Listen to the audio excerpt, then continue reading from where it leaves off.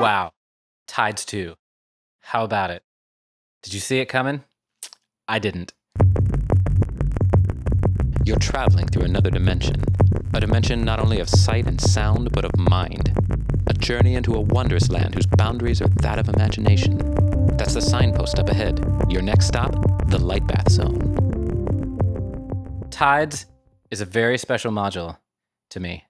It was my first module, the original Tides. I had this moment with it when I first got it, plugged it in, did a filter sweep all the way down to all the way up, and I just knew. I was like, oh man, the power here. I'm in modular. I'm here. I've arrived. It has a really great oscillator sound. It does some really great complex modulation. I tend to use it for the sound. I don't tend to use it so much for the modulation. And this sort of changes with the new Tides in that there are 4 outputs. And those outputs can be a lot of different things. There's 3 different modes that it kind of works within. And this Loom 4 piece looks at the 3rd mode, the division multiplication mode, both in the audio domain and in the time domain. And what's so unique about this is that it's not built with music in mind, but the musical result is brilliant. It's really great. It's built with math, harmonic ratios. And if those harmonic ratios are expressed in the time domain, you end up with polyrhythms.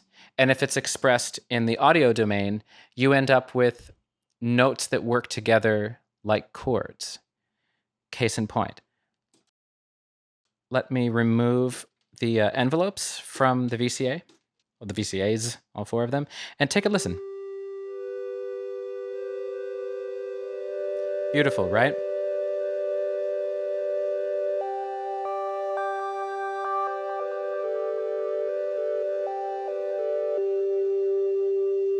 So unison at noon, and to the right of noon, you get this like major harmony because of the way the ratios are working. And then when you do the inverse of that ratio journey, listen to what happens.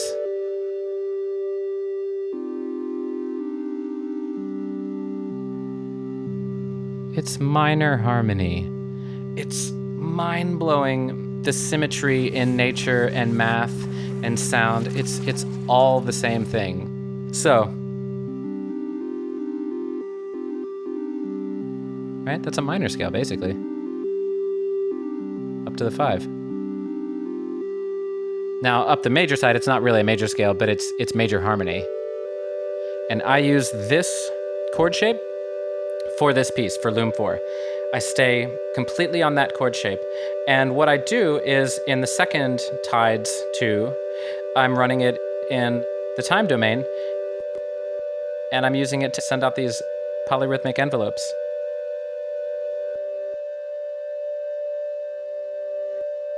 And I'm also, if you can hear, they don't all sound the same. They're not all pinging, They're not all hard attack, soft decay.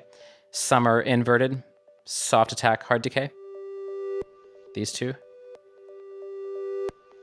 Are reverse envelopes in a way, ramp envelopes. I'm polarizing them in blinds. I'm just going out of the 4 outputs of Tides into 4 blinds so that I can mix it up and change them around and find something. This piece stays as blinds is set. I could be changing all of that. I could be changing the polyrhythmic relationship of each of the, the multiply divide outputs. I could be changing both of those parameters, and I'm not. I'm letting them stay where they are and having that limit define this piece.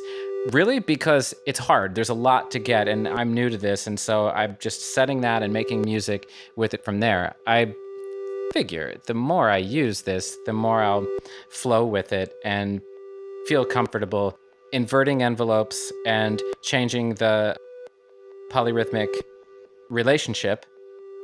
And even the 3rd one here, changing the chord, changing the harmonic relationship of the 4 notes. And with those 3 parameters, the shape of the chord, the shape of the rhythm, and the shape of the envelopes that those rhythms are making, That's it's music right there. That's musical variation. There's a lot of space to do a lot with that. But, limits are so important. So the limits freeze these settings into something that I found. I changed them around, I messed with them until it snapped into a thing that felt really good to me. Here, for example, when this third voice comes in, that's the last two voices are pinging envelopes. It's like a decay envelope with a heart attack. Listen to the melody that gets made when this gets brought in.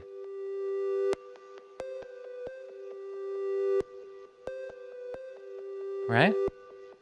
And then this last one is just a pulse. It's on a cross rhythm that gets things, cooking, right? So check it.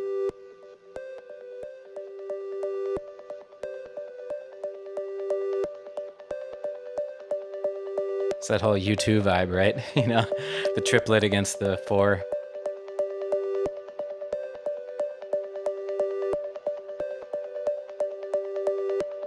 So this piece is basically that. And, I shape tides. Or maybe tend to shape on that one. And those are all performed, right? Those are gestures that I'm performing. And I had a way that I built it, starting with these, bringing in that to get the melody, and shaping it with this parameter. What's that called? Slope.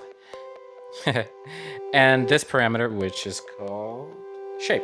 So slope and shape are like the main timbral controls that I'm using in this.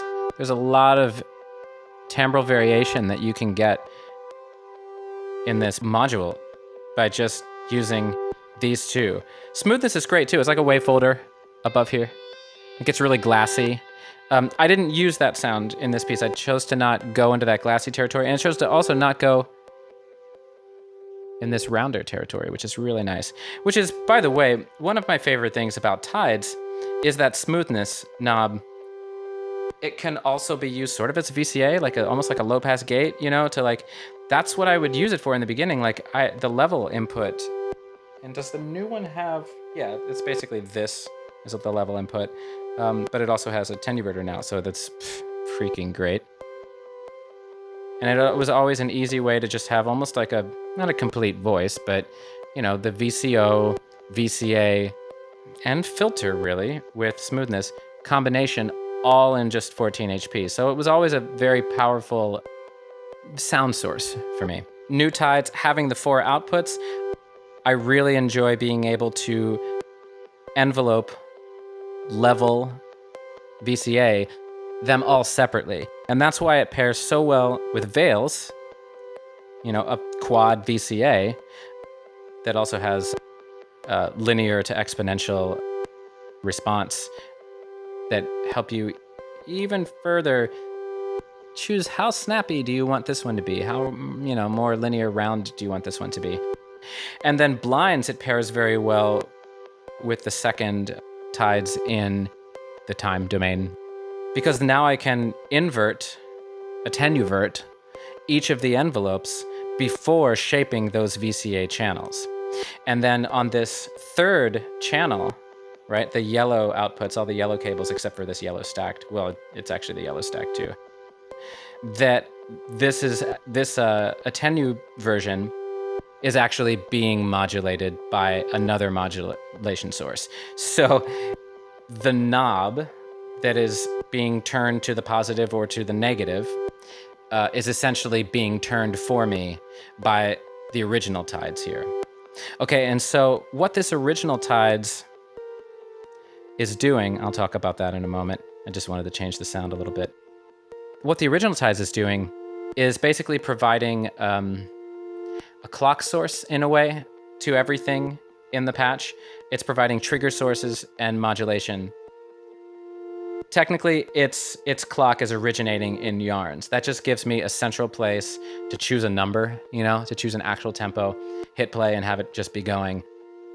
I chose that in case I decided to use like channel 2's gate outs on a Euclidean rhythm to do something. It was a choice that I made when I was patching, not knowing where the patch was going to go, but it was like an organizational choice saying, you know what, this is going to give me the most flexibility. If I come from there, then I can use those rhythms in case I want to.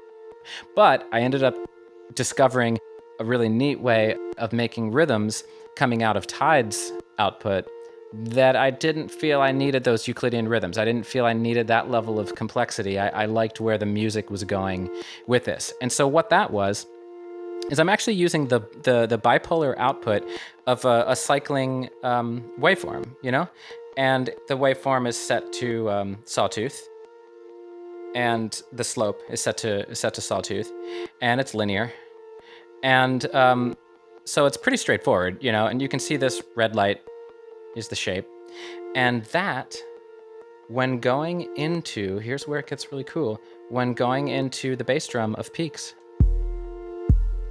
pretty much triggers every time you see this light.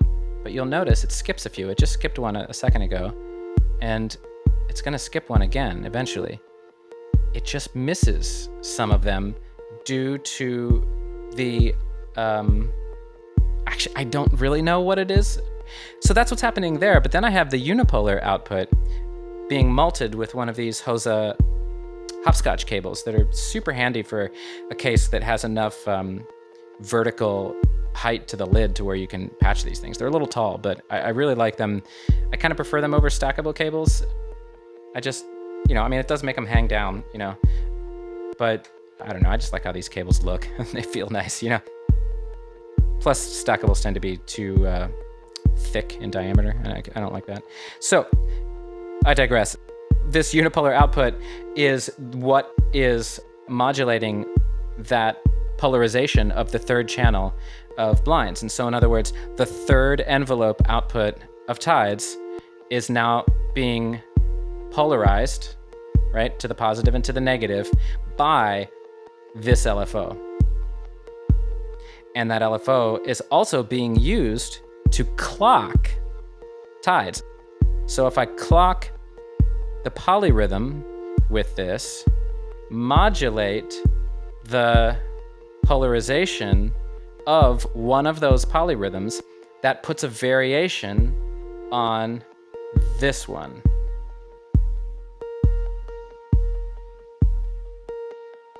Because without... It made the clock jitter for a second because, I don't know, modular. This would be the polyrhythm. This is the direct polyrhythm out of the third output of Tides. And once modulated, and again, it's going to glitch and it's going to get weird for a second. So let's let the cycles catch up and everything, and let everything time itself. And you get that. So I'm inserting space into this pulse and making a rhythm out of it. It's no longer a constant pulse, it's now a rhythm.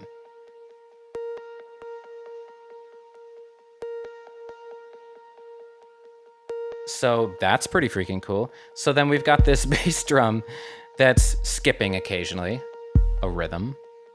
And we've got this nice little rhythm. And then straight out of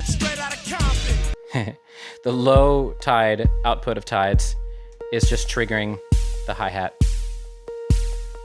And let's listen to just the hi-hat.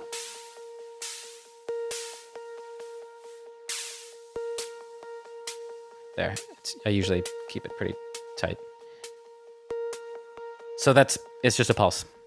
That rhythm is a pulse. It's not, there's no skips, there's no silences, there's no space that changes throughout the cycle. And then the only other thing I'm not really talking about here is a cool little dealie that I'm slightly changing the smoothness value with the first envelope out. So I'm using another hopscotch cable, the red one, the small one, the short one, to just go over here to the smoothness. You can see the attenuverter is just barely, increasing it a little bit. And then, that's going to the first envelope in, which is going to then open up the first VCA, and then it's polarized to make it fade in like that. And really, this combination without this note, that's where like the melody comes in. This note is sort of the special note of, harmonically speaking, of the four that come out when this is set here. And so that's what gives it more of that pretty sound or whatever, right? But without it, it's this more agnostic sound. It's not one of those notes that sounds in a certain direction. It's just a little more open. Fifths, octaves, style, sound.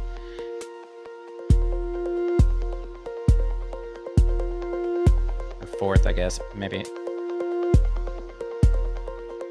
I'm displaying the ability of my ear just for everyone. I don't know. It's one of those. It sounds like fourths and fifths.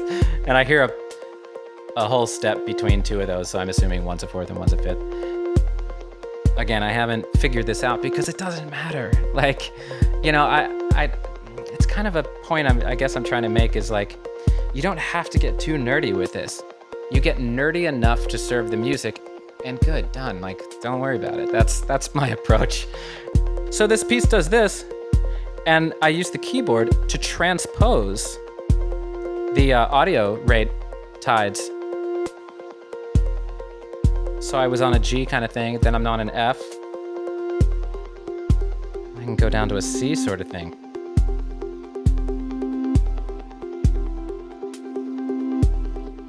And see that interval of a third there is what really gives it that major harmony sort of sound. And so we pull out the third and then, we're back in that area, which is really good when I'm going to this harmony.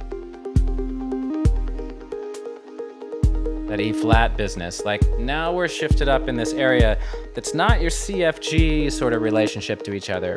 Fourths, fifths, seconds. We did a minor third here. And so now we've shifted into like new harmonic territory. And so it can get a little weird if that third is in there with the delay that's behind, right? You make a shift, it takes a cycle or two or a few cycles, depending on how far the feedback is up, regeneration, to get rid of those old notes and to be only of the fresh new notes. And so moving from like C to E flat while this third is in there can be a bit of a rub. So with the piece, the way I was performing it, I would tend to cut it out first, shift between, and then maybe bring it back in like that. Now it's only fresh thirds from the new chord, not any of the old thirds from the old chord, because that's where the dissonance, can happen. So this piece is basically just moving around those root notes, right? They're not necessarily the root of the chord, because the chord could be expressed in different ways depending on how it's the configuration of the notes, the tonal stack, the voicing. But these are transposition points, and I'm just looking at the notes on the keyboard and just knowing that these are the ones I'm using, and I'm moving it around to what feels right. So I'm performing the piece, and I sort of had a choreography I was following, and I developed that choreography by playing it. I did a first take, and I just magically did some things, right? Just improvise. That's the way improvisation feels like magic to me, so I'm saying magically, What I mean is I just did something and it grew out of the moment. It emerged out of the connection with the present moment. Then I found things I was like, oh, I like that. I'm going to do that. Let me get better at that. Let me do another take, because the take, like, I tried new things and it sounded bad, like that's what happens. And so I did another take and kept what I liked and discarded what didn't work and kept with that process. And I did a lot of takes. And truthfully, I would have done more takes. It was a marathon, but I would have done more takes, but I broke the patch. And I did something where I lost this voice and the way it interacts with that. And that to me is the primary melody of the piece. That is the central core of the melodic bit of this piece. And so I broke that and I was like, oh man, it was like late. It was like a very early morning by this point, and I'm just like, I'm tired. I think the universe is telling me, just choose what you have. Just go back and listen to what you have and see what you like. And literally, out of all of those takes, there were 3 of them that I were like, these are okay, but only one of them I really like. And that one was the last one. So it was very much a linear progression of building toward something. Do I feel like I got it? No, I don't feel like this take is really it. But now that I've fixed the patch, it took me a little while, but in order to explain this to you now, I had to bring the patch back to where it was. You might notice Clouds is not even clocked right now. I'm getting this triplet, this, dotted quarter sort of rhythm on Clouds just by getting this in just the exact right place. And that's kind of the way a lot of these polarizations of the envelope and amount of attenuation on modulation that is being sent to one of those envelopes, it's a very delicate balance, just like the Loom 3 video that had complex modulation with blinds. Everything is set just in a way that creates a melody. And you change any of those little knobs just a tiny bit, the melody's gone. Everything changes. Everything can be completely broken, or different. And really, that's one of the reasons why I chose to freeze the harmony, the rhythm, and the polarizations, because here's the melodic contour. Well, the 3 of those parameters together all create this melodic and rhythmic contour of this piece. And I do not feel comfortable enough with this system, I just put it together, to be able to flow between different configurations to make different kinds of melodies and rhythms throughout a piece. That's sort of my approach with this performance case that a lot of my pieces recently have been using, and if you saw my Moogfest video, my Moogfest 2018 video, the Modular on the Spot set that I played, that was the culmination of, almost a year of iterating on the same general process of using modules in very much the same way, patched in a similar way, and just getting good at finding the zones, the little configurations, the presets of, oh, if these knobs are just like this, and I do this with this setting over here, then I get this. And then just sort of cataloging all that in my mind. I didn't write any of it down. I didn't really codify it like really super like left brain or anything. I just kept it pretty right brain and just like felt my way through it, and things would stick, and whatever would rise to the top I would keep, and whatever would sink to the bottom I would stir it up again and see what would rise, and so that was 9 months of working on, different things. I'd add modules, I'd subtract modules, but I was incrementally working on the same general idea. And so I could see that this system could go in much the same way. I don't think, because it's a smaller system with like half of the amount of modules, I probably wouldn't need 9 months to get some facility with it, but I might need 4 months or something, 3 to 4 months, and just spending a lot of time with it and getting stuff out of it. So that's the way this piece works. It was a lot of fun, just like bring it in, shape a little bit, and then whenever it feels right,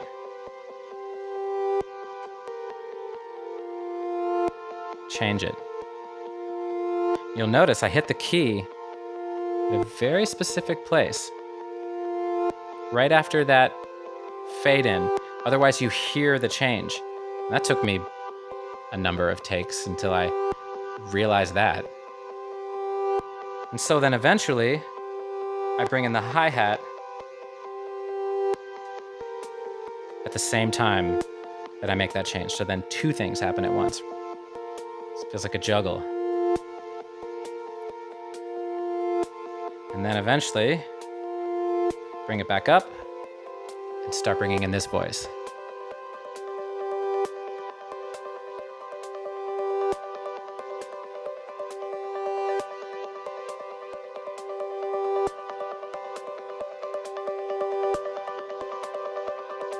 And then the big one, bring in the bass drum at the same time that I introduce new harmony.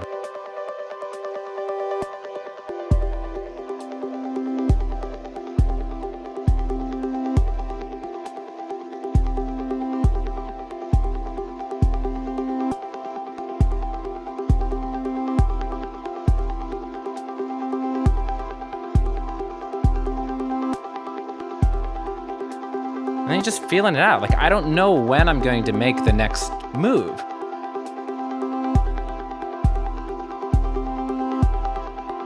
I'm just getting lost in the now, knowing what my next move will be. And that took a while just to remember that. It took a lot of takes to, I would get lost, I'd forget. I'd get lost in the moment and forget what the next one is, and I'd sort of miss it, you know? And then when the bass drum, yes, drops out at some point, it feels right, I'll pull the cable so that we're suspended. The ground has dropped out. We are just like hang gliding.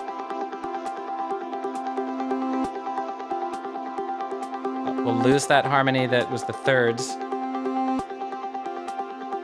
Let's increase the delay, get it building. And then I might go like this.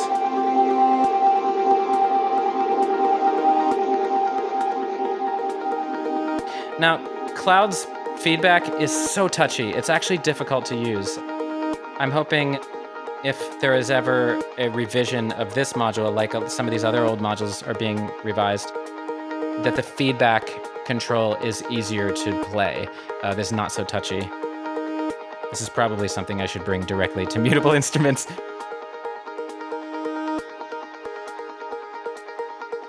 Now we're in this place.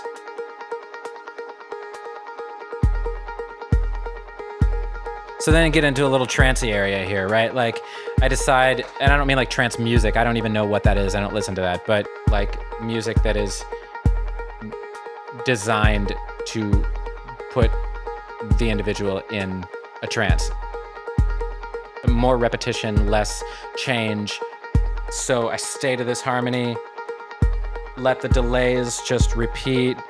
Try not to even make too many bold moves with the timbre, because that's going to be too much change. It's going to pull you out of the trance. Truthfully, I don't remember if the actual performance of this is anything like this, but this is what I'm feeling now. But you can make these long... Oh, yes! Okay, so that was another time where the bass drum pulled out and it's like, oh, I don't want to hear any more bass drums. This feels good to me. So I do that, right? Here's a way that I would get up to F from E flat. I would bring in the top voice.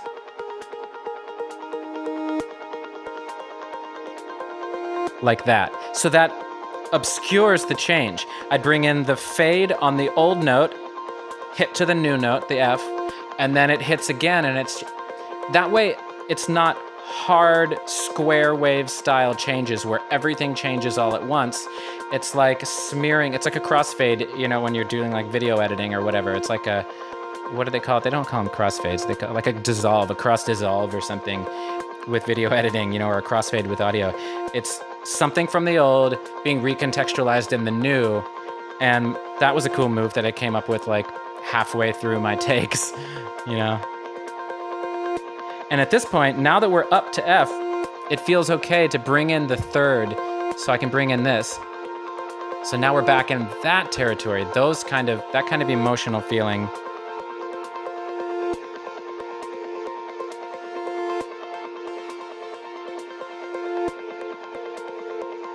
Now, something else that I didn't do this time that I realized I was doing is if I change the shape control of the enveloping tides, we get this.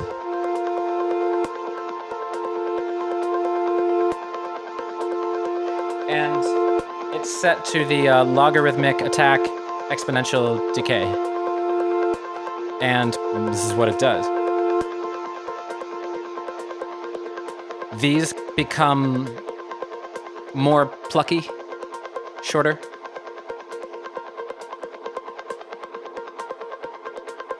And these become longer with a different rhythmic sort of slant on the time. So this is a great way to build.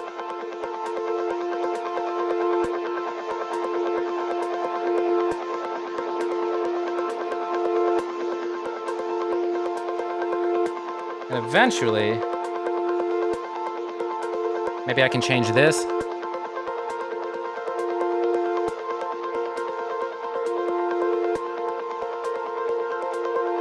Make some sort of repeating pattern that I'm moving to create a phrase a few times in a row, you know? Do the 4 thing, right? That's a good, easy way of having repetition and make a phrase, right? Just repeat it 4 times. Do something once, listen really quickly to what you just did, and do it a second time, third time, and fourth time, you know? Just whatever naturally happens the first time, repeat it 3 more times, right? So that kind of thing can be nice. And then make a change after that 4th time. So slight variation. And what can be great is if when you pull it back to that change, remove something, right? So in other words, or add something. So here we go. That's 1.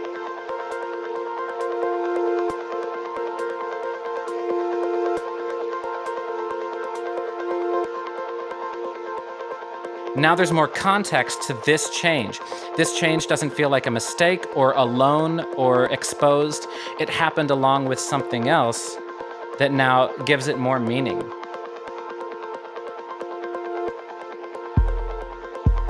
And that happened on its own. That feels fine to me.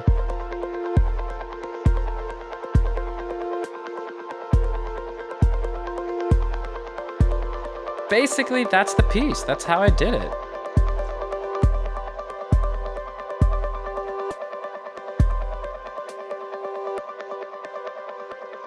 Fade these out.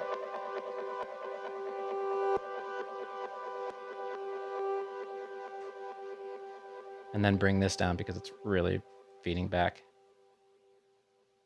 And there you have it. Thanks for listening. Thanks for watching.